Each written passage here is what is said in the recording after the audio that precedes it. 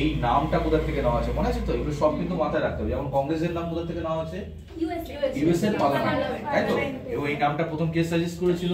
দাদাভাই নওরোজি। এবং আমরা বললাম যে কংগ্রেসের পরে যে ন্যাশনাল শব্দটা ব্যবহার হয় তার উল্লেখও কে করেছে, তাই তো? প্রথম এটা কোথায় আর কি জাতীয় কংগ্রেস তৈরি হয়েছিল আমরা পড়ি 1885 সালে।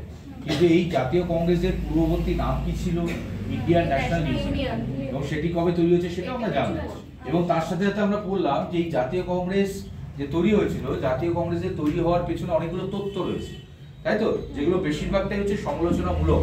যেমন তার মধ্যে গুরুত্বপূর্ণ হচ্ছে সেফটি ভ্যালভ থিওরি, তাই তো? কনস্পিরেসি থিওরি, এবং আমরা বললাম আরো একটা কি লাইটিং কন্ডাক্টর থিওরি। এবং প্রত্যেকটা থিওরি তার একটু বুঝতে হবে, কারণ কনসেপচুয়াল যদি প্রশ্ন দেয় তখন কিন্তু ভেতর থেকে দিয়ে দেবে। তাহলে তোমাকে থিওরিটা তুলে দিবে, থিওরিটা তুলে দিয়ে বলছে who is the propounder of that theory.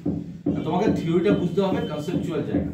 এবং আমরা দেখলাম আরেকটা মানে বেশিরভাগ যে তত্ত্বগুলো ছিল সেটা হচ্ছে জাতীয় কংগ্রেসের এক প্রকার বিরোধিতা করা।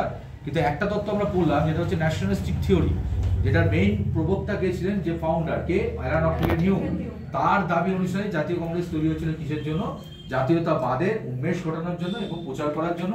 এবং আরেকটা কি কারণ ছিল? ভারতীয়দের ভালো করার জন্য। এটা তাদের দাবি ছিল।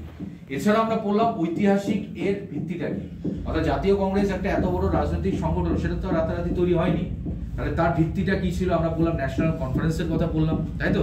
এবং সেটা দেখলাম আমরা কি এর আয়োজক কে ছিল? কোন রাজনৈতিক দল? Indian association. এবার এই যে ন্যাশনাল কনফারেন্স যেটা 1883 সালে হয়েছিল, এর ব্যাকগ্রাউন্ড কি ছিল? কিসের জন্য ডাকা হয়েছিল বা কি আলোচনা করার জন্য?